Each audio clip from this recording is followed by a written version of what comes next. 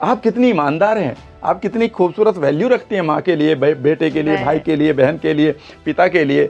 ये तत्व हैं, इन तत्वों की बात करिए। हम बेसिकली मुखौटे की बात से पर्सनालिटी बना लेते हैं। मान लेते हैं एक सेकंड के लिए मैं टिकट देने वाला आदमी हूँ और आप कहते राम सर मुझे पैसे लीजिए 500 रुपये, मुझे टिकट दीजिए। मैं पूछूंगा कहाँ जाना है, आप कहती है मुझे शहर में नहीं रहना, तो मैं क्या आपको टिकट दे सकता हूँ किसी भी जगह का? नहीं। जीवन में आप पहली गलती क्या करते हैं, ईश्वर से, यूनिवर्स से उस चीज़ को मांग रहे हैं बेसिकली जिससे आप पीछा छुड़ाना चाह रहे हैं। मुझे इस शहर में नहीं रहना, कि जब भी आप लाइफ में वो ना मिले जिसकी आपको तलाश थी, तो कई बार लोग रोते मिलेंगे, I have missed the bus. मैंने एक बार ऐसे ही कहा अपने मेंटोर से, यार I have missed the bus. उसने कहा द कार इज कमिंग।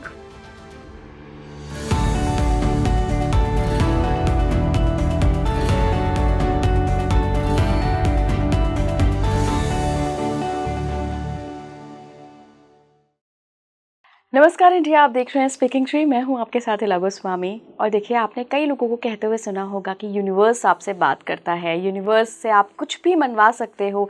एक बार कोई बात यूनिवर्स तक पहुंचा दो तो फिर देखो कैसे वो मैनिफेस्ट हो जाएगी। लेकिन ये होता कैसे है? तकनीकें क्या हैं, टेक्निक्स क्या हैं? क्या ये इतना इजी है?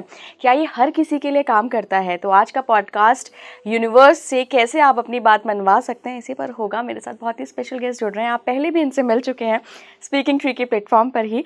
राम वर्मा सर, बहुत बहुत स्वागत है आपका। एनएलपी कोच हैं आप, साथ में आप वेलनेस कोच भी हैं, लाइफ कोच भी हैं, और बहुत ही एनर्जी में और बड़े आसान से शब्दों में लोगों को बड़ी बड़ी बातें सिखा देते हैं। तो सर, एक बार फिर से स्वागत है स्पीकिंग ट्री पर। सर, यूनिवर्स की बड़ी बातें हो रही हैं आजकल। लोग कहते हैं अरे यहाँ तुम जो भी बोल रहे हो वो रिकॉर्ड हो जा रहा है यूनिवर्स में, और यूनिवर्स सुन रहा है, वो आपकी बात को समझ रहा है, और एट लास्ट अगर आप बहुत अच्छे से मैनिफेस्ट करते हो तो पूरी भी कर देता है। क्या है ये, होता है क्या? बिल्कुल होता है। इसको अगर आप गहराई तक समझें और सिर्फ इसे को आप वेग यानी कि अनक्लियर सब्जेक्ट की तरह ना लें, ना ही इसे आप बर्डन की तरह लें, ना ही किसी के द्वारा दिए गए विश्वासों की तरह लें, बल्कि आप इसे एक साइंस की तरह लें, एक विज्ञान की तरह लें। ज्ञान और विज्ञान, आप यूँ समझिए कि अगर आप जहाँ यूनिवर्स की बात करते हैं तो हमारे पास एक अद्वैत सिद्धांत है जिसके साथ आप जुड़ सकते हैं। उसको जुड़ने के लिए आपके पास करीब करीब 4 या 5 बड़ी कलाएं भी हैं जिनको आप रोज़ यूज़ भी करते हैं। और पहली बात तो पहला सवाल ये था कि क्या हम अगर कोई बात कहते हैं तो वो यूनिवर्स में क्या दर्ज हो जाती है? इस बात को समझने की कोशिश करिएगा। अगर आप किसी भी बात को एक इंटेंसिटी, एक तीव्रता के साथ, गहराई के साथ, या किसी खूबसूरत या बैड इंटेंशन के साथ अगर कहते हैं तो वो आपके सबसे पहले सबकॉन्शियस माइंड में दर्ज होता है। जिस तरह से आप कहाँ से बिलोंग करती हैं, आपके पिताजी का, माताजी का चेहरा आपके मानस पटल पर है, ठीक है ना। आप कहाँ पर रहते हैं, वो घर का चेहरा आपके मानस पटल में, मेंटल स्क्रीन पर है, ठीक है ना। आपके माइंड ने उसे एक परमानेंट सर्टेनिटी की तरह, निश्चितता की तरह रख लिया है। राइट। जब हम कोई भी शब्द बोलते हैं या कोई स्टेटमेंट बोलते हैं, उस समय अगर वो गहरी इमोशन यानी कि गहरे भाव के साथ बोल रहे हैं, तो हमारे न्यूरॉन जो 86 बिलियन है हमारे माइंड में, जिनको हम सबकॉन्शियस माइंड या अनकॉन्शियस कहते हैं आम जनता के लिए, जिसको हम अवचेतन का स्टोर भी कह सकते हैं, वो वहाँ पर दर्ज हो जाते हैं। वो वहीं पर दर्ज नहीं होते।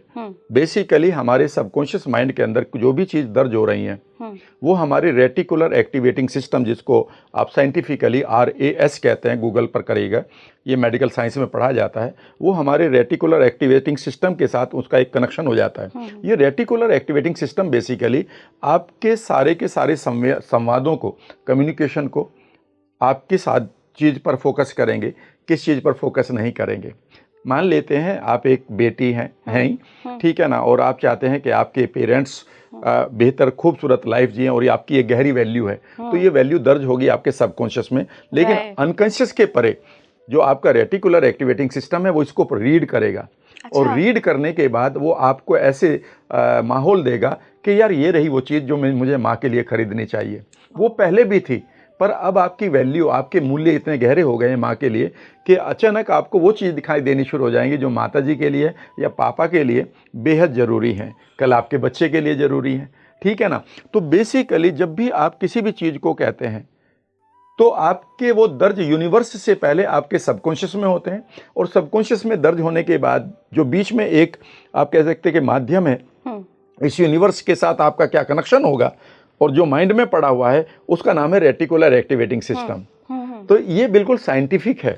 रेटिकुलर एक्टिवेटिंग सिस्टम को अगर आपने पकड़ लिया तो आप किसी भी चीज को दर्ज करा सकते हैं। अब आप कहेंगे कि यूनिवर्स के साथ कैसे जुड़ते हैं, वो हम बाद में भी लेंगे, लेकिन आप यूं समझिए कि रेटिकुलर एक्टिवेटिंग सिस्टम बेसिकली आपकी सभी इंद्रियों को, चाहे वो इंटरनल आपकी सेंसेस है या एक्सटर्नल, फॉर एग्जाम्पल आप इस समय हाथी को देख सकती हैं अपने इंटरनल वर्ल्ड में, बिल्कुल, ठीक है ना। आप किसी हीरो को देख सकते हैं, आप माउंटेन को, रेड फोर्ट को देख सकते हैं, तिरंगा दिखाई दे रहा है आपको, और आपको राष्ट्रीय गान सुनाई भी दे रहा है, लेकिन वो बाहर नहीं है, बाहर तो मैं और आप बैठे हैं। तो इसका मतलब है कि आपकी अंदर की सेंसेस और बाहर की सेंस आपकी दुनिया को हमेशा प्रभावित करती हैं और उन्हें ट्रांसफॉर्म करती हैं, उन्हें क्रिएट करती हैं। लेकिन वो हमारी सेंसेस जाएं कहाँ? हमारे पास तो हजारों तरह के ट्रिगर आ रहे हैं। ये रेटिकुलर एक्टिवेटिंग सिस्टम तय करता है कि आपका फोकस कहाँ जाना चाहिए। जब आप छुट्टी हो जाएगी, अभी आप ऑफिस की मान लेते छुट्टी हो गई, इस पॉडकास्ट के बाद आपका टाइम हो गया, इमीडिएटली आप, अगर आपका फोकस ये है कि मुझे घर जाना है, मेरा बेबी है, मेरी फैमिली है, मेरे फादर हैं, मदर हैं, ठीक है ना, मेरे फैमिली मेंबर्स हैं, अब आपका फोकस लगा हुआ है और इमीडिएटली आप एकदम से कैब करेंगे या वो ट्रेन या वो कैब करके या कोई मेट्रो पकड़ के ठक से वहाँ पहुँचेंगे। अगर वो पिक्चर हमारे पास नहीं है तो हम फिर कहाँ जाएंगे?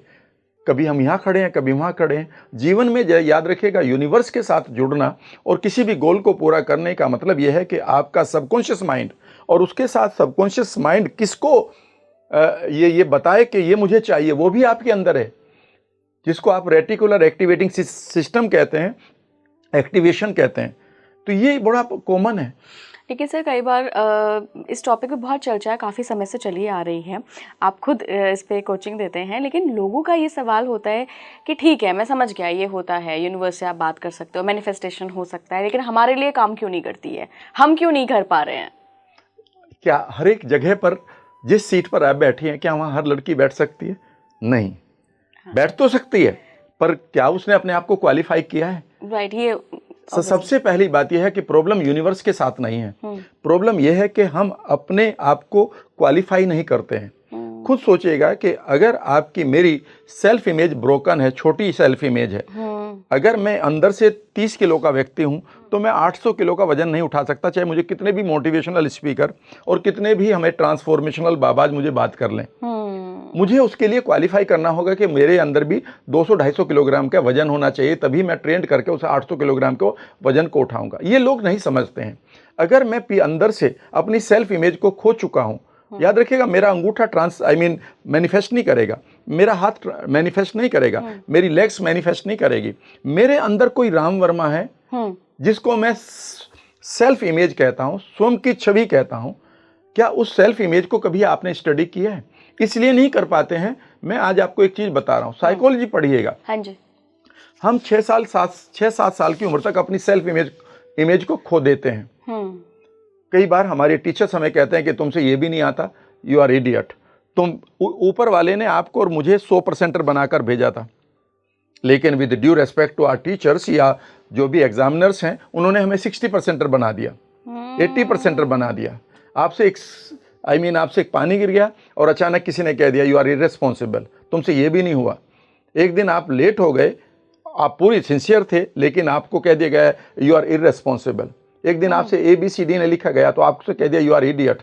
2 बार आप बीमार हो गए तो आपकी आइडेंटिटी आपको दे दी यू आर ए पेशेंट। एक दिन आपसे कोई गलती होगी तो आपने कह दिया यू आर ए मिस्टेक कमिटर। और नई नई आइडेंटिटी आपको दे दी गई है, और जिसमें आपकी जो पर्सनल आइडेंटिटी थी, जिसमें हमेशा एक प्लेफुल जोन था आपका, आप नाचना चाहते थे, आप खेलना चाहते थे, आप गाना चाहते थे, आप डांस करना चाहते थे, आप यूनिवर्स में बढ़िया गोल्स बनाना चाहते थे, आप लोगों के साथ जुड़ना चाहते थे, वो आइडेंटिटी एक तरफ मर जाती है। फिर हम उस आइडेंटिटी को जो मर चुकी है उसे हम एक तरफ रख देते हैं। फिर मैं एक अपनी आइडेंटिटी को बनाता हूं, जिसको हम ईगो कहते हैं, अहम कहते हैं। और उसमें मैं फिर कहता हूं कि जो मेरे पोजीशन है यही मेरी पहचान है। देखो मेरे पास बड़ी बाइक है, अच्छा मेरे पास बड़ी कार है, अच्छा मेरे पास बड़ा मकान है, मेरे पास बड़ा मोबाइल है, मेरे पास ज़्यादा गर्लफ्रेंड है तुमसे, मेरे पास ये बॉयफ्रेंड है। यानी कि आप अपने पोजीशन से अपनी आइडेंटिटी को बना रहे हैं, जो किसी दिन भी छिन जाएंगे। राइट। और अब जैसे ही वो छिनते भी हैं तो आप कहते हैं फिर मैं कौन हूं? वो आइडेंटिटी तो आपने ट्रांसफॉर्म नहीं करी, और इस आइडेंटिटी में अभी कुछ है नहीं, ये तो अहम मात्र है, ये तो एक गुब्बारा है। जीवन में याद रखना, जब भी आप किसी भी चीज़ को मैनिफेस्ट करेंगे, जो आपका व्यक्तित्व है, गड़बड़ ये होगी ईला कि हमें व्यक्तित्व और पर्सनैलिटी को दोनों को एक मान लिया गया है। एग्जैक्टली। ये हमें इंग्लिश का ये बेवकूफ़ी का वर्ड मुझे इतना दर्द देता है कि मैं अपने समाज में कहता हूँ, यार तुम किस बेवकूफ़ी की बात कर रहे हो। आप हिंदी के शब्द को देखिए क्या है।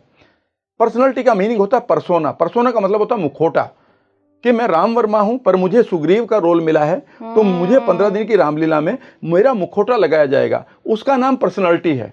लेकिन हिंदी का शब्द देखिएगा, मैं दीवाना हो जाता हूं, वहां पर व्यक्तित्व है, यानी कि व्यक्ति के अंदर के तत्व है। Right right. आप कितनी ईमानदार हैं, आप कितनी खूबसूरत वैल्यू रखती हैं माँ के लिए, बेटे के लिए, भाई के लिए, बहन के लिए, पिता के लिए, पड़ोसी के लिए, इवन अपने पेट के लिए।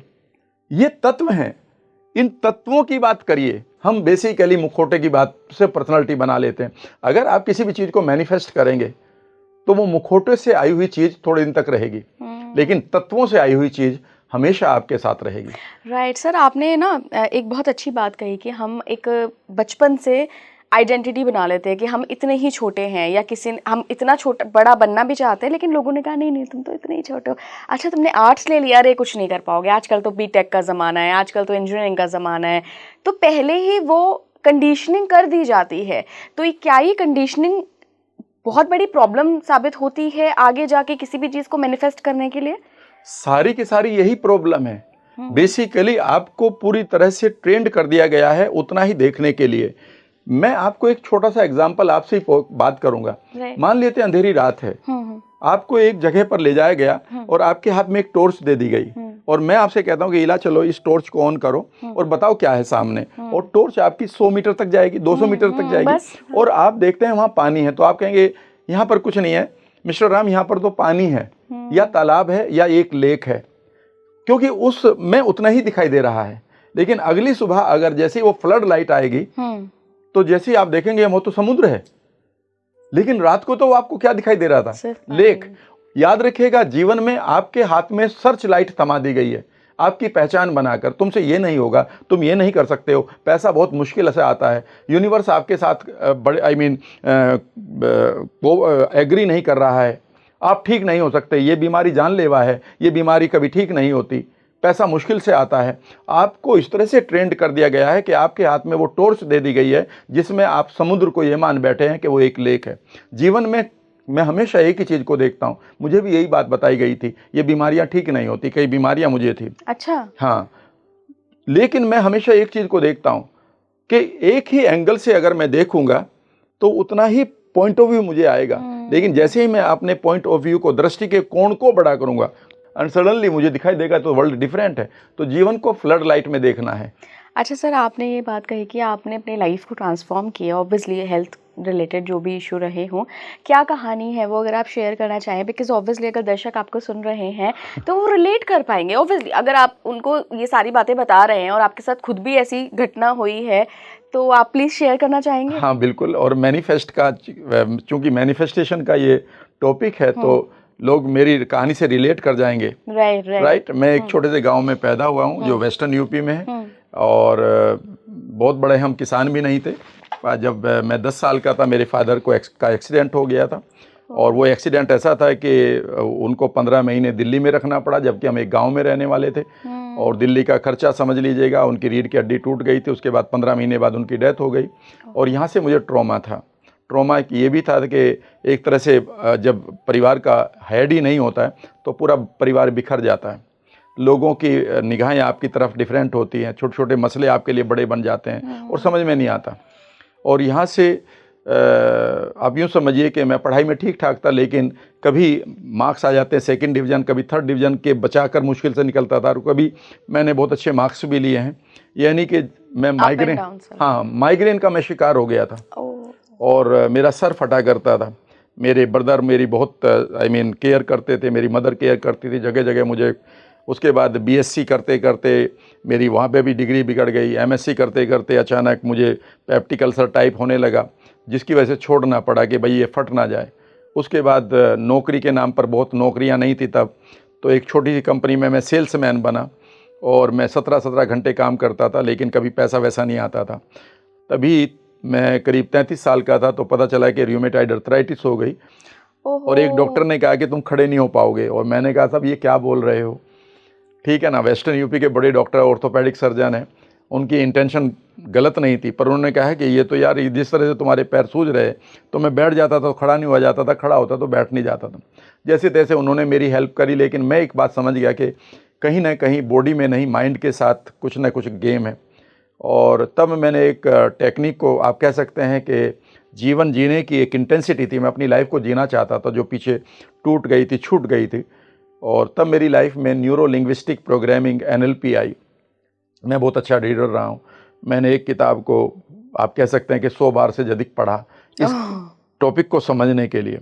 और मैं ये सोच रहा था कि 10 बार पढ़ने के बाद कि अगर मुझे समझ में नहीं आ रही है तो ये तो लोग पढ़ेंगे ही नहीं इतना, तो आई कैन बिकम यूनिक। और कमाल की बात है कि आपके अंदर जो एक थॉट था, मेरा जो रेटिकुलर एक्टिवेटिंग सिस्टम पकड़ रहा था कि कुछ करना तो है, ठीक है ना, और इमीडिएटली मैंने NLP से अपनी पेनफुल मेमोरीज को हटाना शुरू किया, अपने गोल्स को बनाना शुरू किया, अपने विजन को ब्रॉडन किया, चीज़ों को देखने का नज़रिया बदला। और 94 में मैं पूरी तरह से ठीक हो गया, यानी कि 34 साल में। और 35वें साल में तो even I started social responsibility भी मैंने पूरी कर ली। एक फ्रेंड के साथ मिलकर एक बड़ा स्कूल भी खोल दिया, जबकि पैसा भी नहीं था साथ में। तो ये मेरा कहने का मतलब है कि जब आप माइंड से एक बढ़िया तरीके से आप पॉजिटिव होकर चीज़ों को सोचते हैं तो ऐसा लगता है यूनिवर्स आपके साथ चल रहा है। और मैं लोगों से एक बात कहता हूँ, वो कभी बाद में आए ना आए, बेसिकली आपके पास नेचुरल है सेहत आना, यानी कि आपका हेल्दी रहना नेचुरल है। अगर वो नहीं, आप हेल्दी हैं, बीमार हैं, डायबिटीज़ है, मोटापा है, माइग्रेन है, तो समझ लीजिएगा कि आपने अपनी बॉडी को मेंटली इमोशनली कहीं ना कहीं एब्यूज़ किया है, जाने या अनजाने में। आपके पास कुछ ऐसे मेमोरी हैं जिसकी वजह से आपके गलत हार्मोन निकाल रहे हैं और बॉडी सफ़र कर रही है। दूसरी बात, अगर आपकी लाइफ में पैसा आना नेचुरल है, आपकी लाइफ में पैसा नेचुरल है जब तक कि आप अननेचुरल बिलीफ नहीं रखेंगे पैसे के लिए। अगली बात बता रहा हूँ, इस पर यकीन कर लीजिएगा, आपके साथ यूनिवर्स का कनेक्शन और यूनिवर्स से आने वाली अबंडेंस नेचुरल है। इसके लिए मेहनत नहीं करनी है। जिस तरह से हवा आपको मिल रही है, यूनिवर्स उसी तरह से सारी ब्लेसिंग्स आपको देने के लिए तैयार है। ये तो आपकी गड़बड़ होगी कि आपने चश्मे ऐसे लगा लिए कि आप समुद्र को रात को उस टोर से लेक समझ बैठे और वो कह रहे कि मुझे लेक चाहिए नहीं। अरे भैया, तेरे सामने समुद्र है, लेकिन इसे फ्लड लाइट में देख ले। आप अपनी इमोशनल सेल्फ इमेज को जो वुंडेड हुई पड़ी है, रिश्तों में ख़राब हो जाती है, सोसाइटी में ख़राब हो जाती है, उसको तो हम कभी हील नहीं करते, उसको तो हम कभी स्वस्थ नहीं बनाते। हम ये मान लेते हैं कि बस थोड़ा बहुत न्यूट्रिशन खा लिए तो हेल्थ आ जाएगी। न्यूट्रिशन से हेल्थ आए नहीं आए ये तो मुझे नहीं पता, लेकिन अगर आप मेंटली पूरी तरह से पेनफुल मेमोरी को इरेज कर चुके हैं, अपने फ्यूचर को एंग्जाइटी फ्री कर चुके हैं, प्रेजेंट में अपनी सेल्फ इमेज को बड़ा कर चुके हैं, तो आपके पास सारी चीज़ें आने को तैयार हैं। बड़े लोग भी, बड़े रिश्ते भी, बड़ा पैसा भी और बड़ी सेहत भी। ये मैं अपने सभी दर्शकों को कह सकता हूँ कि मैं एक छोटे से गांव से आया हूँ जहाँ पर कोई रिसोर्स नहीं था, रिसोर्सफुल भी आदमी नहीं था हमारे परिवार में तो। और वहाँ पर मेरे आसपास के लोगों को मैं कई बार देखता हूँ, उनके पास भी वही अपॉर्चुनिटी थी जो मेरे पास है। मेरे पास तो कम थी, बल्कि क्योंकि मेरे पास तो मेरे फादर भी नहीं थे। लेकिन मैंने एक ही चीज़ को समझा है इला, कि गॉड प्लेज नो फेवरेट। भगवान कभी पक्षपात का गेम नहीं खेलते, राइट। आपके अंदर एक विजन होना चाहिए लेने के लिए, और लोग दुनिया आपको देने के लिए तैयार है, ये यूनिवर्स देने के लिए तैयार है। बस आपको पता होना चाहिए कि टेलीपैथी कैसे करनी। 5 चीज़ें हैं यूनिवर्स से बात करने की, उन्हें मैं बता सकता हूँ दर्शकों को। बिल्कुल पहली चीज़ है टेलीपैथी। टेलीपैथी का मतलब होता है जब आप किसी को अपनी मानसिक संवाद के द्वारा अपना मैसेज पहुंचाते हैं। कई बार आपने देखा होगा कि आप किसी को याद कर रहे हैं कि अचानक उसका टेलीफोन बज गया। मैं तो सपने में भी कर रही होती हूँ ना, ये भी होता है ना, तो सुबह फोन आ जाता है। अच्छा, ये सबको होता है, तो ये इंसिडेंस नहीं है ना? नहीं, सबको होता है, सबको होता है। इवन आपको ये भी पता चल जाता है, किसी भी मदर से पूछ लीजिएगा, अगर उनका बच्चा हॉस्टल में है, अगर वो रात को तंग हुआ है, उसकी मदर को पता चल जाता है कि बेटा तू रात सोया नहीं ना। बिल्कुल। जब आप किसी के साथ बहुत क्लोजली प्यार में होते हैं, ये किसी रिश्ते में होते हैं, आपको पता चल जाता है अभी उसने कुछ बोला भी नहीं है, उसने मैसेज भी वही लिखा जो आपको लिखना था, पहले से लिख रहा था, how are you, I am missing you, God bless you, वही लिख रहा है। लेकिन आप एकदम से कहती नहीं, आज एनर्जी कुछ गड़बड़ है ना, बताओ मुझे ऐसा क्यों लग रहा है। आपकी नींद रात को नहीं आ रही है, आप बता देते हैं कि कौन आदमी परेशान है घर का। इसका मतलब है कि हम मानसिक रूप से जुड़े हुए हैं। और इसको क्वांटम फिजिक्स ने तय भी कर दिया है, जिसको हम नॉन डुअलिटी कहते हैं, जिसके बारे में मैं पढ़ाता हूँ कि कैसे हम मैटर से नीचे, आई मीन मॉलिक्यूल लेवल पर, मॉलिक्यूल के नीचे एटम लेवल पर, और एटम के नीचे इलेक्ट्रॉन लेवल पर जुड़े हुए हैं, जिसको मैं पढ़ाता भी हूँ। तो पहली चीज़ है टेलीपैथी। आप टेलीपैथी करना सीखिए, लोगों के साथ अपना मैसेज जोड़ना शुरू करिए। उसका तरीका बिल्कुल आई मीन आपको मैं सिखाता हूँ, लोगों को सिखाता हूँ, और ये रेगुलरली मैं फ्री वर्कशॉप्स में भी सिखाता हूँ। दूसरी चीज़ है, जब आप यूनिवर्स के साथ बात करते हैं या मैनिफेस्ट करते हैं, दूसरी चीज़ है टेलीकिनेसिस। टेलीपैथी है लोगों के साथ, और टेलीकिनेसिस है चीज़ों के साथ। हम चीज़ों के साथ भी एनर्जी लेवल पर एक ही हैं, नॉन लिविंग चीज़ें भी, नॉन लिविंग पर भी। इसीलिए आप देखेंगे कि अभी दशहरा गया है तो आपने बहुत सारी चीज़ों की पूजा करी है। दवाइयों की पूजा होती है, किसान के यहाँ लाठी की पूजा होती है, हल की पूजा होती है, आप एक कार खरीदती हैं उसकी पूजा करते हो, ठीक है ना, आप उस तिजोरी की पूजा करते हो, आप पैसे को अपनी इंटेंशन देते हो। याद रखिएगा, इवन खाने को इंटेंशन दी जाती है। आप शादी में देखिएगा, गांव में जब शादियां होती है, कहीं भी एक भंडारा होता है और वहां पर एक इंटेंशन क्रिएट की जाती है कि जब तक ये बारात आए रहे ये खाना चलता रहना चाहिए। राइट, सही कह रहे हैं। कई बार आप अपनी कार को कहते हैं कि यार पेट्रोल खत्म होने वाला है, लेकिन भाई मुझे वहां तक पहुंचा दे जहां तक पेट्रोल मिलता है। ये सब बहुत लाइव एक्सपीरियंसेस है सर। तो आप इनसे बात क्यों नहीं करते हैं? याद रखिएगा, इन चीजों के लिए कहां पर है, जब आप कहते हैं कि लक्ष्मी की पूजा की जा रही है, तो याद रखिएगा हम उस एनर्जी के साथ ही नहीं जुड़ते हैं। और यहीं पर कुछ लोग ना क्या करते हैं कि इसको समझने के बजाय इसको रिजेक्ट कर देते हैं। भाई आप नॉन डुअलिटी सिद्धांत मेरा नहीं है, फिजिक्स का है। यानी कि हम एक मैटर के नीचे हम सब एक हैं। कुछ दिनों के लिए मैं इस शेप में हूं, वो उस शेप में है, बट एट दैट लेवल। तीसरी चीज है हमारी प्रीकॉग्निशन। राइट। प्रीकॉग्निशन का मतलब होता है जब हमें फ्यूचर दिखाई देता है। कई बार हर आदमी को होता है कि आप कहते हैं कि ऐसा लग रहा है मुझे ये होगा, और वो होता है जो कहती हूँ। कई बार इंट्यूशन बोल देते हैं उसको हम इंट्यूशन बोलते हैं। राइट। चौथी चीज है जब आपको क्लेयरवोयंस का मतलब होता है जब आपको प्रीकॉग्निशन ऑफ द पास्ट, और यार उस दिन ये घटना घटी थी ना, ये मुझे तंग करने के लिए नहीं घटी थी, अच्छा हुआ मैं उस कार में नहीं बैठी, उस दिन मेरी ये ट्रेन मिस हो गई, अच्छा हुआ मैं उस दिन यहाँ पर थी। और पांचवी चीज है जो बड़ी इंपॉर्टेंट है, उसका नाम है एक्स्ट्रा सेंसरी परसेप्शन, ESP।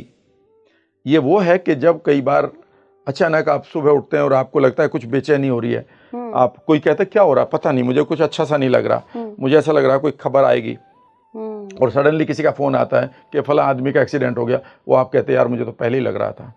याद रखिएगा, यूनिवर्स ये सब सारे के सारे सिग्नल ईथर के द्वारा आप तक पहुंचा रहा है। What is ether? ईथर का मतलब है कि आपके पास इस यूनिवर्स में एक मीडियम है हवा के अलावा, जिसे आप मिरेकल सबस्टेंस कहते हैं। अद्वैत सिद्धांत में उसे यूनिवर्सल यानी कि ब्रह्मांड का तत्व कहा गया है। अच्छा। वह उसके अंदर, अगर आप उसकी 5-6 क्वालिटी सुनना चाहती हैं तो आप समझ जाएंगी। बिल्कुल सर। अगर आप इस साइंस के बारे में और अधिक जानना चाहते हैं तो इस साइंस का नाम है मोनिज्म। MONISM या मोनिस्टिक थ्योरी, MONI, मोनास्टिक नहीं, मोनिस्टिक थ्योरी। और मोनिज्म ने 200 सालों से ये रिसर्च की है कि हमारा थॉट ट्रेवल करता है, हमारा थॉट ट्रेवल करता है। राइट। और यह तय हो गया 1950 में भी साइंटिफिक फैक्ट के द्वारा, जिसका नाम है 100th मंकी सिंड्रोम, जो मैं अभी बता सकता हूँ आपको, या बताऊंगा सबके लिए। बेसिकली मोनिज्म में ये बताया, और ये मोनिज्म वालों ने लिखा है कि यह कला या यह आर्ट या यह थ्योरी हमने भारतीय दर्शन से ली गई है, जिसका नाम अद्वैत सिद्धांत है, जिसमें हम कहते हैं वन इन ऑल, एक चीज है जो सब चीजों में है, एंड ऑल इन वन, और सब चीजें हैं जो एक ही में जाकर मिल जाएंगी। यही तो बताया जाता है। There is no duality, एक ही है। राइट। तो हम उस तत्व के बारे में अगर जान लें तो आपको मैजिक हो जाएगा। सब लोगों का यहाँ बिलीफ आज बदल जाएगा। ये मैं नहीं कह रहा हूं, अब ये अद्वैत सिद्धांत कह रहा है या मोनिस्टिक थ्योरी पढ़ लीजिएगा, जो अद्वैत सिद्धांत का इंग्लिश पार्ट है। ठीक है। और उन्होंने कहा कि हम 200 सालों से इसे प्रैक्टिस कर रहे हैं, इसी के ऊपर किताबें लिखी जा रही हैं, इसी के ऊपर वो किताब भी लिखी गई है जिसके हिंदुस्तान के लोग दीवाने हैं, द सीक्रेट। The secret. समझ गए? लेकिन मैं अगर अब बोल दूं तो वो किताब के जो फॉलोअर हैं, फैंस हैं, वो मुझे कमेंट लिखेंगे गलत सलत।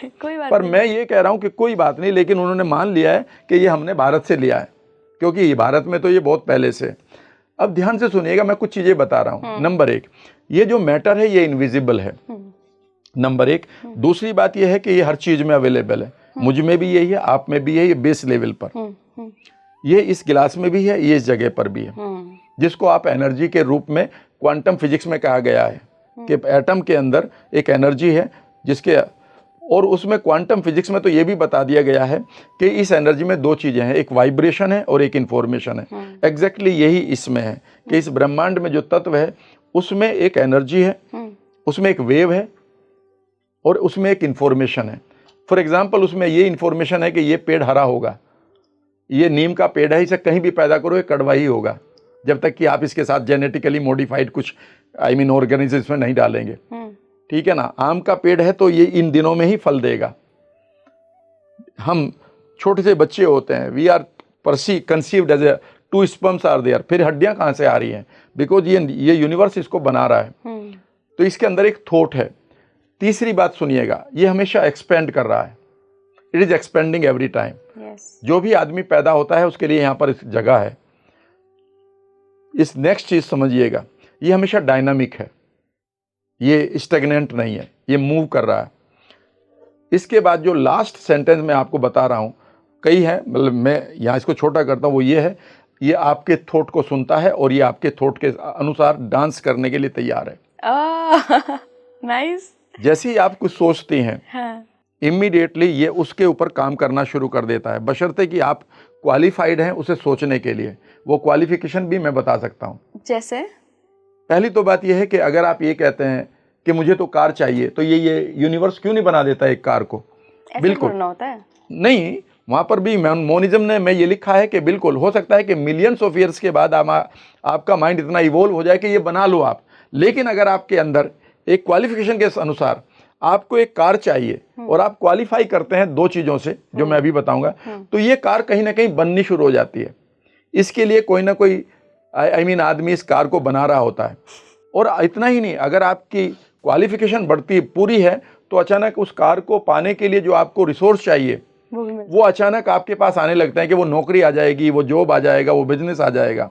और एक दिन ऐसा आएगा कि एक आपकी फ्रेंड आपको कहेगी, अरे सुनो एक कार आई है देखो, और ये आप कहते ये तो वही कार है जो मैं देख रही थी। इसका मतलब है कि आपने इसको मैनिफेस्ट किया है। इसे हम मैनिफेस्टेशन कहते हैं। यहाँ पर सिर्फ 2 चीजों को क्वालिफाई करने के लिए 2 क्वालिफिकेशन होनी चाहिए। जब आप ये कहते हैं कि हर आदमी क्यों नहीं क्वालिफाई करता, तो इसलिए नहीं करता कि वो उसके पास 2 चीजें नहीं होती। कौन कौन सी? नंबर 1, इसे समझाने के लिए मैं आपको एक लाइव एक्सपीरियंस बता देता हूँ। अमेरिका में कैलिफोर्निया में एक इंस्टीट्यूट है जिसका नाम है हार्ट मैथ इंस्टीट्यूट। इस एक्सपेरिमेंट को कभी भी आप पढ़ सकते हैं। वहाँ के एक स्कॉलर ने, उनका नाम है ग्लेन रीन, और इसका एक्सपेरिमेंट का पूरा लेखा जोखा जो डिस्पेंजा की एक बुक में है। इधर बिकमिंग सुपर ह्यूमन है वो किताब, या फिर यू आर द प्लेसिबो, 5 किताबें हैं, उनमें से कोई सी है, क्योंकि मैं सभी पढ़ चुका हूँ। प्लेसिबो इफेक्ट जो होता है। हाँ, तो उसमें उन्होंने लिखा है कि ग्लेन रीन ने एक एक्सपेरिमेंट किया, वो न्यूरो साइंस के ऊपर है वो इंस्टीट्यूट। अच्छा। कि हमारा कैसे न्यूरॉन क्या किस विज्ञान के साथ बात करते हैं हमारे न्यूरॉन्स आपस में। तो उन्होंने क्या किया कि उन्होंने 10 हीलर को लिया। हीलर आप समझ सकते हैं, क्योंकि आप तो हीलर्स को ही इंटरव्यू करते हैं। हीलर का मतलब था कि वो किसी भी संवेदना को, भाव को, इमोशन को क्रिएट कर सकते थे। अच्छा। उनके हाथ में बीकर में उनका एक डीएनए रखा गया, डीएनए ह्यूमन डीएनए। उसकी खास बात ये होती है कि वो बहुत स्टेबल होता है। और उनसे कहा गया कि आप एक काम करेंगे कि आप अच्छे भाव क्रिएट करेंगे अपने हार्ट कोहेरेंस से। तो हार्ट की जो एग्रीमेंट है, हार्ट का जो कंशियस, जिसको हम हृदय चेतना कहते हैं, तो यहाँ से हमारी इमोशन आती हैं। तो उन्होंने कहा कि आप ग्रेटिट्यूड की, फॉरगिवनेस की, अबंडेंस की, पॉजिटिविटी की, मोटिवेशन की खूबसूरत अच्छी फीलिंग क्रिएट करें। और वो उनके 180 सेकंड दिए गए उनको, 3 मिनट। तो वो ट्रेंड थे, उन्होंने उन फीलिंग्स को एंजॉय किया।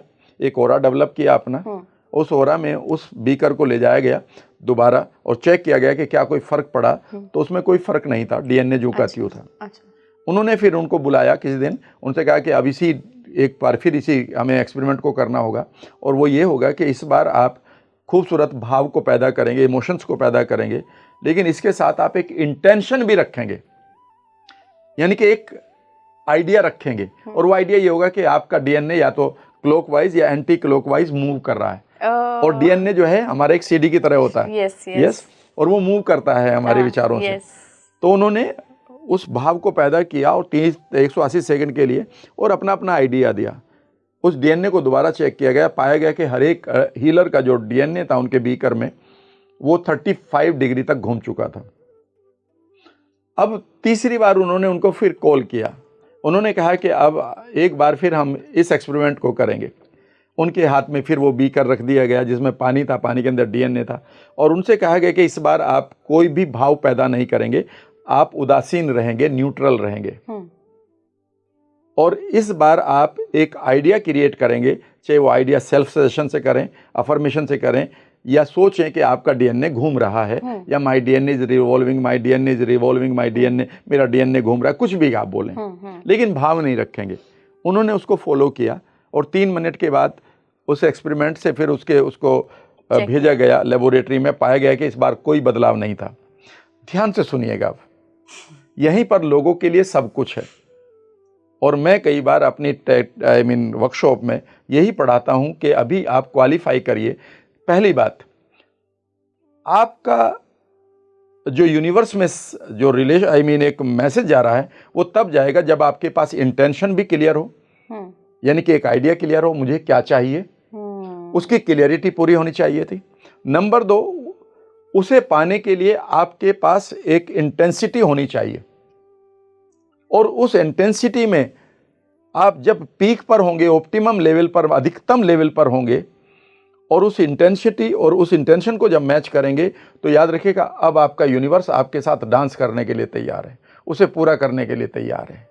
एक मदर इस बात को जानती है, राइट। एक आदमी उसको गड़बड़ ये होगी कि हमारे पास इंटेंशन तो लिए बैठे हैं, मेरे पास 10 लाख आ जाए, क्यों आ जाए भाई। जब भी जीवन में किसी चीज को मैनिफेस्ट करना हो, मैं अपना नजरिया बता सकता हूं, किताब मैंने पढ़ता नहीं हूं इसकी, किताबें मैंने बहुत पढ़ रखी, पर मैं किताब ही नहीं दूंगा। जीवन में किसी भी माइंड और किसी भी चीज के लिए आप अपने सबकॉन्शियस और रेटिकुलर एक्टिवेटिंग सिस्टम को आप यूज कर सकते हैं सिर्फ एक गेम खेलकर। क्या? कि ये चीज जो मुझे चाहिए, इससे आने वाली जो इमोशन है वो किसी और चीज से मैं पूरा नहीं करूंगी, मुझे इसी से ही पूरा करना है। मतलब मैं समझी नहीं। समझने की कोशिश करिएगा। मान लेते हैं आप ये कह रहे हैं कि मुझे अपने बच्चे को पढ़ाना है, मैं पूछूंगा क्यों पढ़ाना है अच्छे स्कूल में? सर मुझे उससे खुशी मिलेगी। मैं धीरे से पूछता हूँ खुशी, और यही खुशी किसी और चीज से मिल सकती है आपको? नहीं मिलेगी ना। अब आप पढ़ा देंगी। जिस दिन ये खुशी आपको बर्गर खाने से मिल जाएगी। अरे वाह सर, पता है आपको, मुझे मेरा आंसर मिल गया। मुझे आप लोगों का नहीं पता, लेकिन मुझे मेरा आंसर तो मिल गया। जीवन में हम पहली गलती यही कर रहे हैं। कई बार मुझे लोग कहते हैं भाई तुझे क्यों पैसा चाहिए?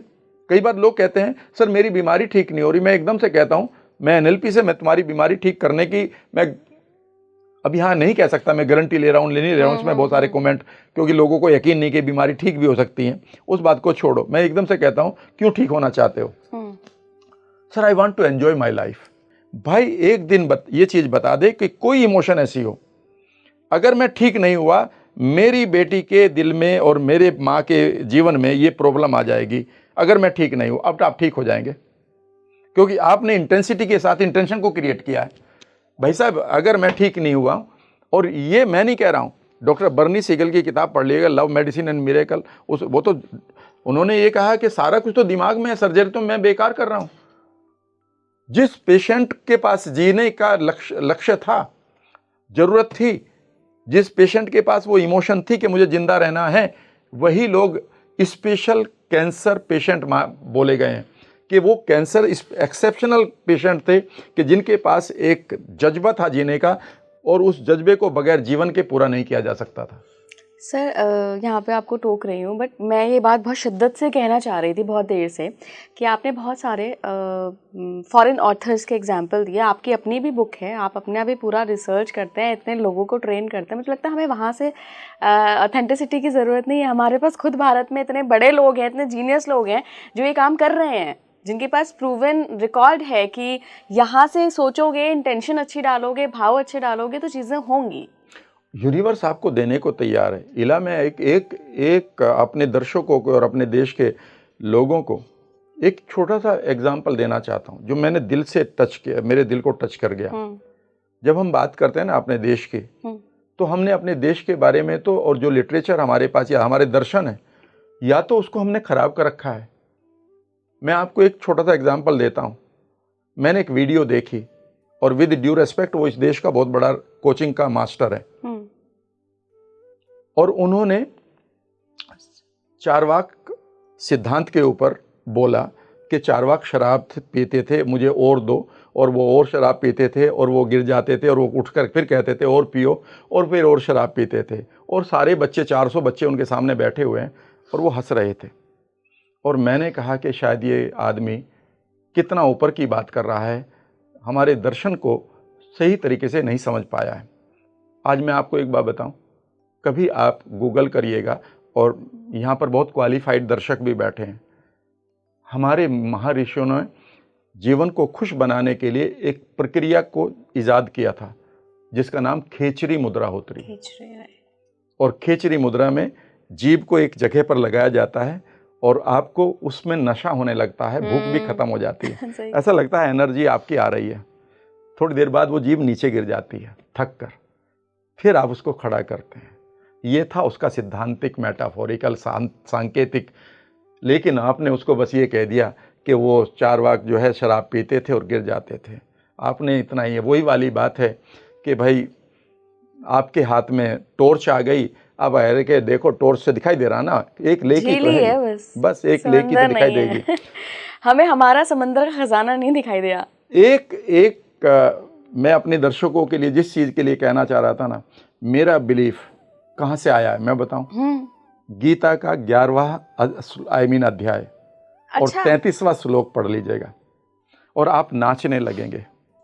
एक बार हमारे दर्शकों को भी बता दीजिए क्या है, फिर वो भी नाच लेंगे। संस्कृत तो मेरे याद नहीं रहती क्योंकि मैं उसका जैसे अभी भी जब लोग सुन रहे होंगे गूगल कर चुके होंगे, ठीक है ना। गीता 11वां अध्याय और 33वां श्लोक, ठीक है ना। उसमें सिर्फ एक लाइन लिखी है, नीचे जो गीत उसको वो डिस्टोर्ट करके पूरी लाइन लिखते हैं वो मत पढ़िएगा, क्योंकि वो तो उस आदमी का डिस्टोर्टेड वर्जन है जिसने वो गीता लिखी है।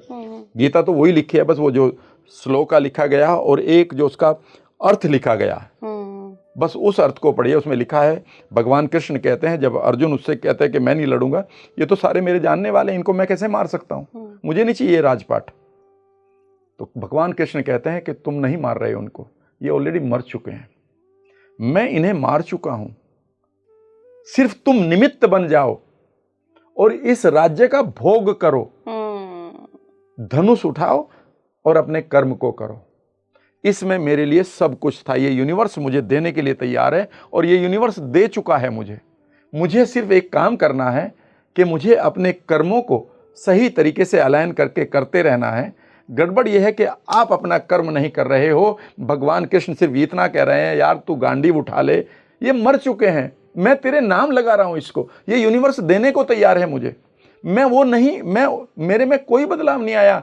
उस आदमी पे भी जो 10 रुपए पर जिसने अपना करियर शुरू किया था, और पहले दिन की जो मेरी नौकरी थी उसमें मेडिकल स्टोर के मालिक ने मुझे कहा था कि सामने जरा सड़क तक झाड़ू लगा कर, और मैं झाड़ू लगा रहा था। इट वॉज 21 मई और ये मेरा बर्थडे था उस दिन, ये मेरा पहला जॉब था, 210 रुपये में, ठीक है ना। और मैं लगा रहा था, मुझे मालूम था। लेकिन याद रखिएगा, उसमें और इसमें कोई बदलाव नहीं आया। सिर्फ एक बदलाव आया कि मुझे यकीन है कि ये यूनिवर्स देता रहेगा, मुझे सिर्फ अपनी वैल्यूएबल यानी कि अपने मूल्यों को रखते हुए अपने काम को करना। और ये मूल्य मुझे शायद रोजाना कहते हैं कि ये किताब पढ़ ले, ये किताब पढ़ ले, ये किताब पढ़ ले। मेरा बैग यहीं पर रखा है, अभी जब मैं अपने बैग को खोलूंगा तो आप चौंक जाएंगे कि 3 किताबें वहाँ रखी हैं। मैं एकदम से अपने ऑफिस में जाते जाते अपने लड़के से कहूँगा कि कैमरा ऑन कर देना, 3 किताबों में से मैं 2 में अभी वीडियो बना रहा हूँ। ये मेरा कर्म है, ठीक है ना। तो बेसिकली जब भगवान कृष्ण ने कह दिया है कि मैं तुझे दे चुका हूं, तो यूनिवर्स मुझे कह रहा है राम मैं तुम्हें दे चुका हूं, तू अपना काम करता रहे। और अगर किसी दिन नहीं दिया तो याद रखिएगा ये अच्छी बात हुई है कि एक चाल मैं चलता हूं शतरंज की और एक ऊपर वाला चलता है। जिस दिन मेरी चाल फेल हो जाती है तो मैं गुस्सा करता हूं, हे ईश्वर ये तूने क्या किया, अरे तुझे क्या मालूम है, उसकी अगली तेरा विजन इतना सा है, ठीक है ना। सो जीवन में मेरे मेंटोर ने एक ही बात सिखाई है, इला अगला सवाल ले लीजिएगा, कि जब भी आप लाइफ में वो ना मिले जिसकी आपको तलाश थी, तो कई बार लोग रोते मिलेंगे, I have missed the bus. उन्होंने कहा कि जब भी if you have missed the bus, मैंने एक बार ऐसे ही कहा अपने मेंटोर से, यार I have missed the bus. उसने कहा the car is coming. Wow. अगर आप फिर भी रोते रहे तो ये कार भी निकल जाएगी। कर्म करो। और मैंने ये तब कहा था कि मुझे रुड़की यूनिवर्सिटी में पढ़ना चाहिए था, आईआईटी में पढ़ना चाहिए था, मेरे इतने मार्क्स थे और मैं इतना क्वालिफाई भी करता था, तो I have missed the bus. उसने कहा कि द कार इज कमिंग। ये लोग जो वहाँ पर तुम्हें पढ़ाते एक दिन तुम्हारे सामने बैठेंगे। और exactly same thing happened when I came to know that 2 professors from Roorkee universities are taking my class. यानी याद रखिएगा यूनिवर्स देने को तैयार है, एक बार सोच के चलो आज और देखना कितने आपको मिलेगा। बस कर्म में कोताही नहीं बरतनी है। ये वो आपसे चाहते हैं कि अर्जुन मर तो ये चुके हैं, पर यार तू एक बार उठा लेना, तीर तो मार ले। मैं कर चुका हूं, तू नहीं लड़ रहा है इस महाभारत को, तो मैं तो ऊपर से वाले से कहता हूं तुम ही लड़ रहे हो, बस मैं तो निमित्त मात्र हूं। जब लोग कहते हैं आप इतने लोगों तक पहुंच रहे हैं, आपने इतना एनएलपी को ले आए, आप हार्ट कॉन्शियसनेस को ले आए, आप एनएलपी 2.0 लेकर आ गए, मैं नहीं लेकर आया हूं। आप कोई ना कोई इसको मैनिफेस्ट कर रहा है और मैं उसका निमित्त बन रहा हूं। बिल्कुल। अगला सवाल सर यूनिवर्स पे ही है मेरा। बहुत लोगों से मैंने सुना है कि जो यूनिवर्स है वो ना नहीं सुनता, तो अगर आप किसी ना के साथ भी क्वेश्चन कुछ इंटेंशन डालोगे यूनिवर्स में तो वो यस ही सुनेगा। फॉर एग्जांपल कि मैं आज ये काम नहीं करना चाहती हूँ, मैं बार बार ये कह रही हूँ, तो वो सुनेगा मैं ये काम करना चाहती हूँ, तो वो काम हो जाएगा।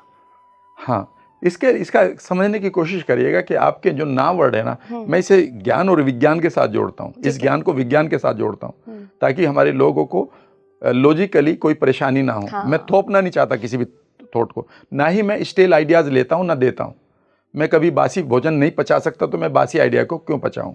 ना का मतलब ये होता है कि अगर मैं ये कहूँ कि काले हाथी को ना देखो, तो आपके माइंड ने तब तक काले हाथी को अपनी इमेज बना ली है, और उस हाथी में अगर कोई स्पेशल चीज भी मैं अगला वर्ड डाल दूं तो ये रेटिकुलर एक्टिवेटिंग सिस्टम को एक्टिवेट कर देगा, ठीक है ना। इस समय अगर मैं ये कहूं किसी आदमी को तुम अपने घर के सामने उस नाग को मत देखो जो काला है, और वो आपके घर के अंदर मूव कर रहा है और वहीं कुछ दूरी पर घर का आदमी बैठ, तो आप कहेंगे सर चुप हो जाओ ना, तो मैंने तो कहा मत देखो।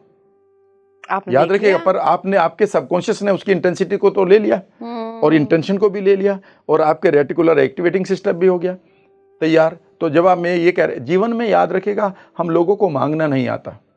अगर आप मान लेते हैं एक सेकंड के लिए, मैं टिकट देने वाला आदमी हूँ प्लेटफॉर्म पर, और आप एक यात्री हैं, और आप कहते राम सर मुझे पैसे लीजिए 500 रुपये, मुझे टिकट दीजिए। मैं पूछूंगा कहाँ जाना है, आप कहती है मुझे शहर में नहीं रहना, मुझे इस शहर में नहीं रहना, तो मैं क्या आपको टिकट दे सकता हूँ किसी भी जगह का? नहीं। और आप क्या कह रही है, मुझे इस शहर में नहीं रहना, मैं इस शहर को छोड़ना चाहती हूँ, इस शहर में बहुत बीमारियां, इस शहर को भाई मैं टिकट नहीं दे सकता। फिर आप दूसरा सवाल कहती है, ठीक है सर मैं यहाँ नहीं रहना चाहती हूँ, आप कह रहे किसी शहर का नाम बताओ, तो मुझे एक ऐसे शहर का टिकट दो जहाँ सड़कें हों, जहाँ पेड़ हो, जहाँ पानी हो, जहाँ कारें हों, जहाँ बिल्डिंग हो, जहाँ लोग हों, जहाँ लेडीज़ भी हों, और जहाँ नाले नदी भी हों। अब दे सकता हूँ? नहीं। यानी कि अभी भी आप क्लियर नहीं है।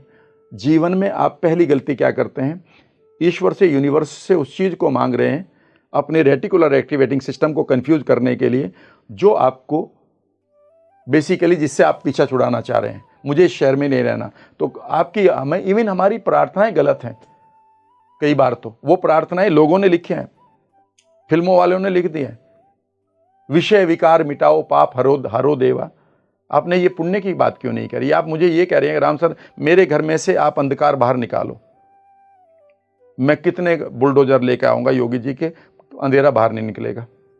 लेकिन अगर आप ये कह दें राम सर क्या ऐसा हो सकता है कि मुझे 25 पैसे की कैंडल मिल जाए, अभी कोई ना कोई कैंडल ला के दे देगा, यस और नो। Yes yes. जीवन में याद रखिएगा, बीमारी ठीक नहीं होती, आपके पास हेल्थ नहीं है या हेल्थ की वैल्यूज नहीं है।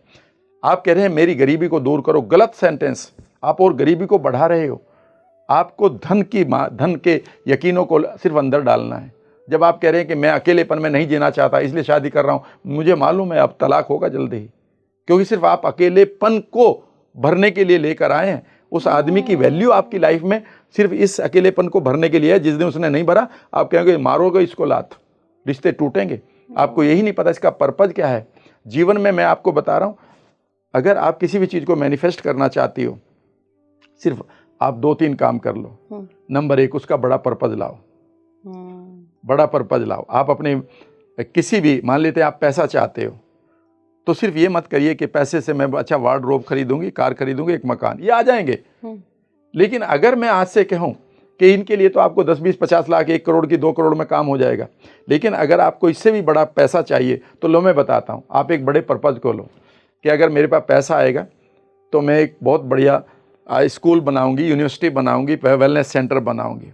और अभी से आप एक एनजीओ फिट कर दें कि एक ये एनजीओ का नाम होगा, इसमें मैं थोड़ा थोड़ा काम करती हूँ, अपना काम कर रही हूँ। विदिन 2 ईयर्स आपको अंबानी और टाटा से फ़ोन आ जाएगा, आप एक एनजीओ चलाती हैं, 2 साल पूरे हो गए, हाँ जी हम आपको 100 करोड़ देने को तैयार हैं। अब आप उस 100 करोड़ में से अपनी बड़ी गाड़ी भी खरीदो, बढ़िया वार्डरोब भी लो, बढ़िया टीम भी बनाओ। लेकिन आपने जैसे ही बड़ा पर्पज दे दिया यूनिवर्स के साथ, वो पूरा होगा।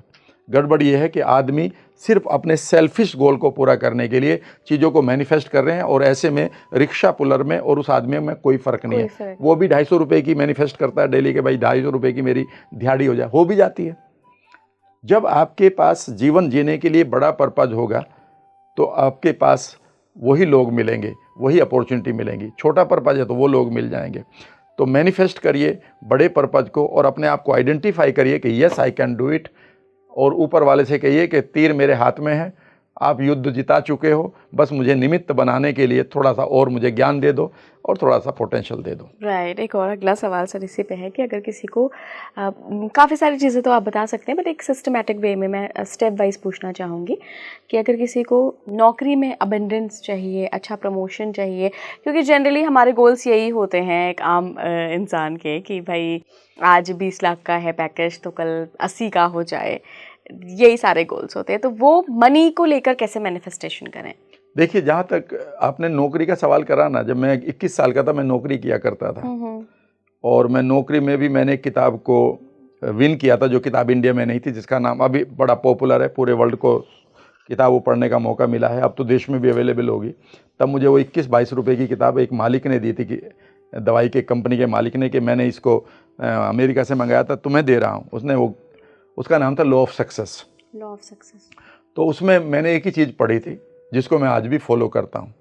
अगर आप किसी भी जॉब में हैं, आप नौकरी में हैं, या नौकरी की तलाश में हैं, या नौकरी से और ऊपर जाना चाहते हैं, या फिर आप एंटरप्रेन्योर बन रहे हैं या बनना चाहते हैं, या बड़ा पैसा आप अट्रैक्ट करना चाहते हैं, तो जब मैं नौकरी में था तो मैंने उस बुक को पढ़ा और उसके सार को पढ़ना शुरू किया।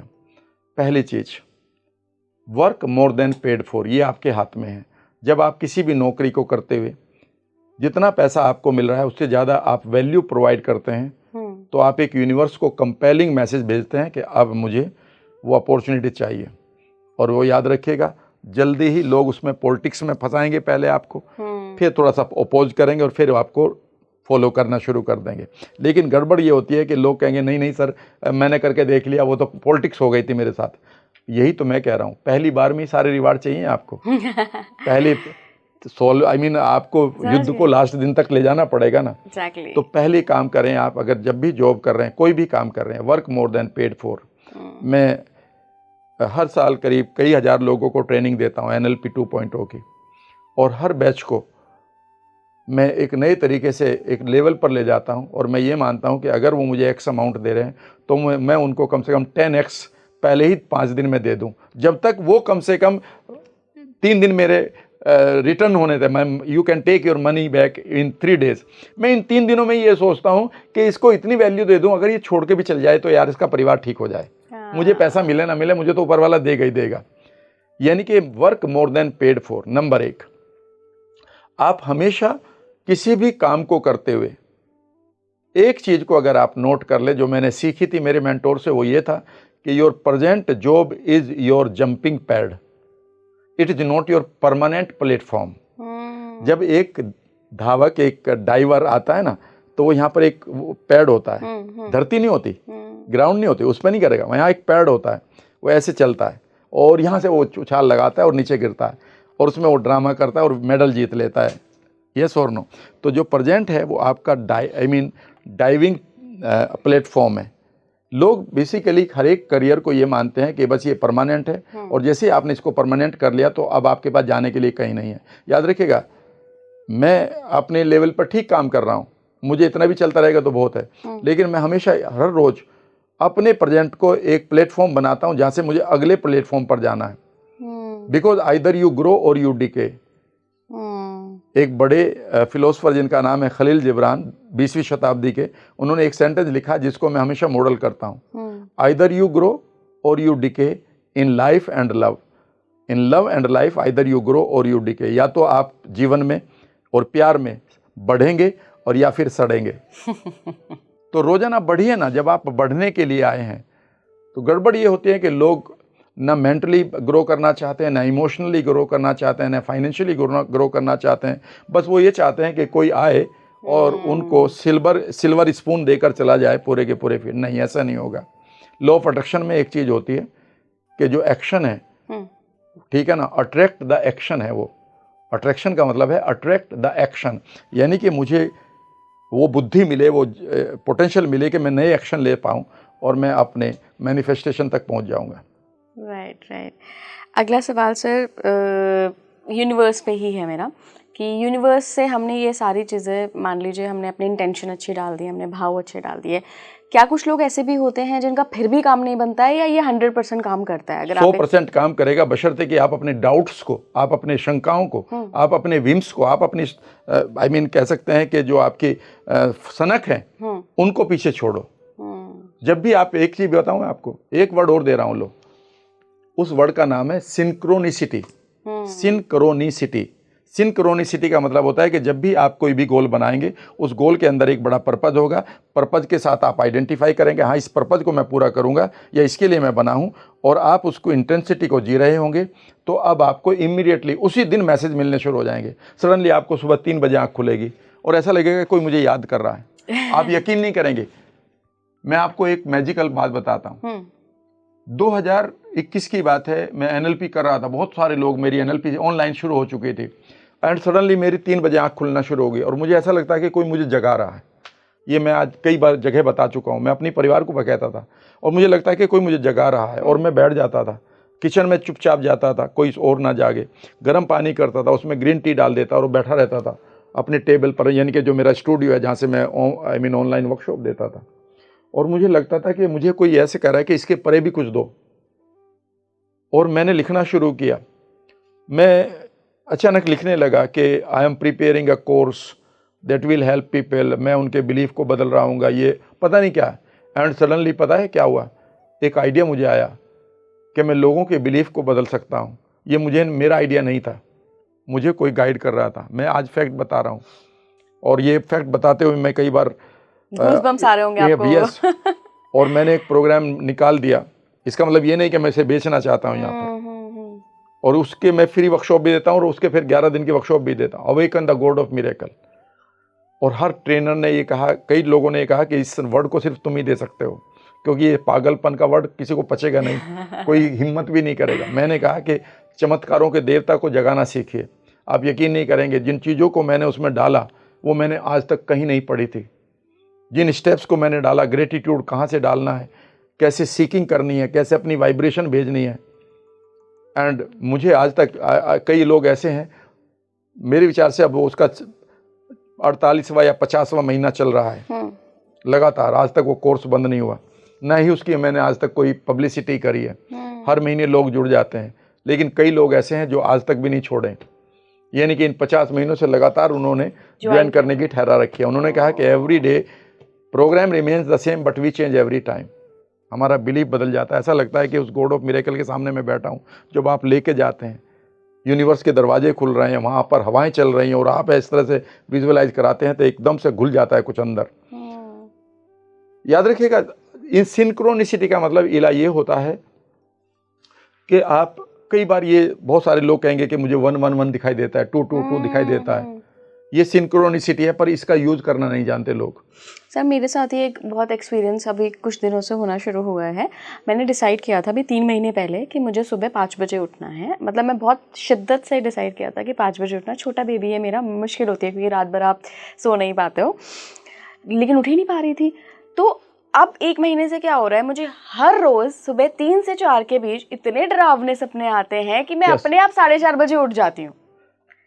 मतलब कैन यू बिलीव कि मेरा माइंड मुझे क्या सिग्नल भेज रहा है कि इला तुझे उठना है, तो अब तू अपने आप तो उठ नहीं रही है ना, अलार्म से उठ रही है। yes. तो अब तुझे मैं इतने बुरे सपने दिखाऊंगा कि तो तू अपने उठेगी। तो पॉजिटिव इंटेंशन है उनकी बेसिकली आपको जगाने के लिए। मैं आपको एक चीज और बताता हूँ, अभी सिंक्रोनिसिटी की बात कर रहा हूँ कि जब आप बड़ी चीज के लिए मैनिफेस्ट करते हैं और यूनिवर्स को अपनी इंटेंशन बताते हैं कि मैं इस काम के लिए करना चाहता हूँ, तो कभी ये मत सोचो कि वो हमेशा आपको यही करवाएगा ही।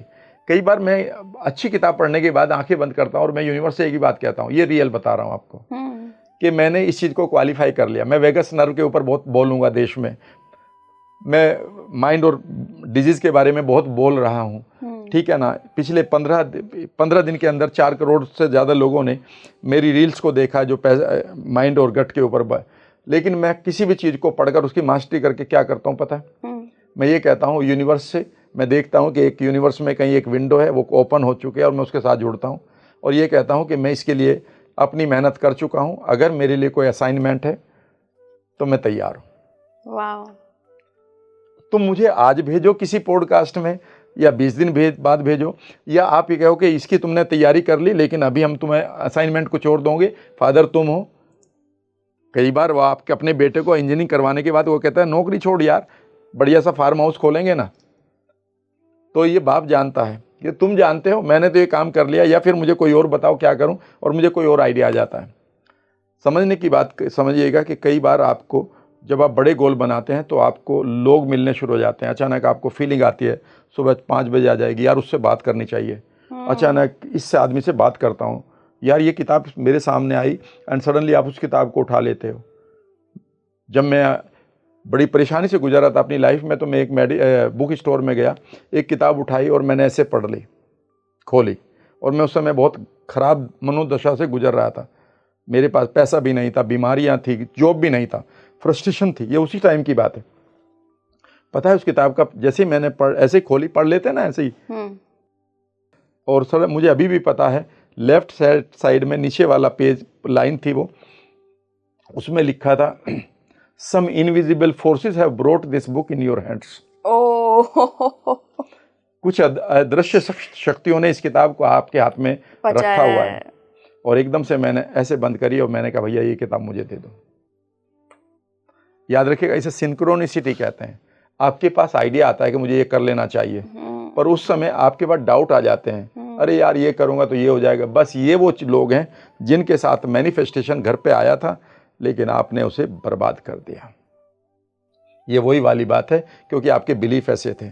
एक आदमी घर पे था, उसके 3 बार टक टक हुई, टक टक टक। अंदर से इसने आवाज़ किया, कौन है? उसने कहा अपॉर्चुनिटी, अवसर। कहता झूठ मत बोल, अपॉर्चुनिटी नॉक्स ओनली वंस। आपने 3 बार नॉक किया तो बस अपॉर्चुनिटी हाथ से निकल गई, क्योंकि आप पहले से तय कर लेते हैं ये कुछ नहीं होगा। वाइल्ड आइडिया आएंगे कई बार आपको, wild ideas. I brought NLP in India. लोगों ने ये कहा था कि आप यहाँ अंग्रेजी में सीख सकते हैं। आज मैं गांव के बच्चे मेरे पास NLP सीखने आते हैं, ये पढ़े लिखे नहीं, गांव के लोग। Great sir, great. तो कुल मिला के सर सबके लिए है यूनिवर्स, और यूनिवर्स के पास अबंडेंस में चीज़ें हैं, आपको देने को तैयार है, बस आपके पास तकनीक होनी चाहिए लेने की। ये तो आप घर में भी देखो, एक फादर कभी नहीं करेगा, कोई बायस नहीं होगा जब तक कि वो रिसीवर, जो बच्चा ही खराब ना हो जाए। वो ये कहेगा यार मैं सबके लिए ही कमा रहा था, तुम ही तो नहीं लेना चाहते हो। भला अपने बनाए हुए खाने को कोई खराब करता है क्या? अपने बनाए हुए यूनिवर्स को कोई खराब करेगा? ईला जिस दिन मैं और आप यहाँ पर आए हैं इस दुनिया में, आप आई हैं, दीपक आए हैं, मैं आया हूँ, उस दिन बहुत सारे सोल और भी लाइन में होंगे ना। डेफिनेटली। आपको यहाँ बुलाया गया है तो ये थोड़ा है कि आपको यहाँ सफ़र करने के लिए, पीड़ित करने के लिए बुलाया गया, नहीं। You have been invited here, the earth has invited you. आपका सिलेक्शन हुआ है यहाँ पर, किसी विशेष पर्पज़ के लिए आप यहाँ पर आए हैं। उस पर्पज़ को चूंकि आप नहीं ढूंढ पा रहे हैं, इसलिए यूनिवर्स कह रहा है कि यार मैंने तुम्हें पर्पज़ के लिए लेकर आया था, तू पर्पज़ ढूंढ नहीं रहा, तो छोटी छोटी बातों में मैनिफेस्टेशन लिए घूम रहा है, अब मैं तेरे लिए क्या करूं। इनफैक्ट सर यूनिवर्स ना आपको धक्का देता है कि भाई कर ले ये। मेरे साथ बहुत वाइल्ड एक्सपीरियंस हुआ है। मैं बहुत देश के बड़े न्यूज़ ऑर्गेनाइजेशन से स्पीकिंग थ्री मैंने ज्वाइन किया था। जब भी मैंने डिसीजन लिया, मैं बहुत अच्छा कर रही थी, प्राइम टाइम शो देख रही थी और बहुत अच्छा कर रही थी, तो सबने मुझे बोला कि तुम्हारा करियर ख़त्म है। लिटरली ये स्टेटमेंट था कि इला ख़त्म करियर तुम्हारा, क्या करोगी, स्पिरिचुअलिटी का तो कुछ नहीं है। मैं 2018 की बात कर रही हूँ, जब actually spirituality, astrology, vastu, motivation, manifestation, इनकी कोई बात नहीं करता था। तो आफ्टर कोविड आया ना, एंड आई वाज लाइक कि आई डोंट नो, मुझे फील आ रही है कि नहीं मुझे जाना चाहिए और मैं जाऊँगी। और मैं नोएडा थी, सारा सामान उठा के गुड़गांव, पहले हम गुड़गांव में ही से ही वर्क करते थे, गुड़गांव शिफ्ट हो गई। बहुत बुरा लगा गुड़गांव, लेकिन फिर भी सोचा नहीं, ईश्वर ने कुछ तो सोच के भेजा है। एकदम से न्यूज़ से स्पिरिचुअलिटी तो लाइक बहुत ही, बट आज देखिए सर, मैं आपसे मिल रही हूँ, मतलब लोग आई थिंक अपॉइंटमेंट लेते होंगे, वेट करते होंगे, ऐसे मैं बहुत बड़े बड़े गुरुओं से मिलती हूँ जिनके लिए लोग मतलब तरसते हैं मिलने के लिए। तो मेरी किस्मत देखिए आपकी, यूनिवर्स ने धक्का दे के भेजा कि अरे क्या कर रही हो वहाँ पे, आओ यहाँ पर। तो ये होता है, ये वाकई होता है। पक्का, बिल्कुल। Universe wants to place you at the right time, बशर्ते कि आप इंटरनल वर्ल्ड में वुंडेड सेल्फ इमेज और डाउट्स के साथ तो नहीं जी रहे हैं। हाँ। लोग ओपन ही नहीं होते अपने आइडियाज़ को बदलने के लिए, अपनी आइडेंटिटी को वही फिक्स्ड आइडेंटिटी में जीते हैं, नई आइडेंटिटी क्रिएट नहीं करते। जब तक आप नई आइडेंटिटी क्रिएट नहीं करेंगे तो नए रोल्स कैसे मिलेंगे आपको?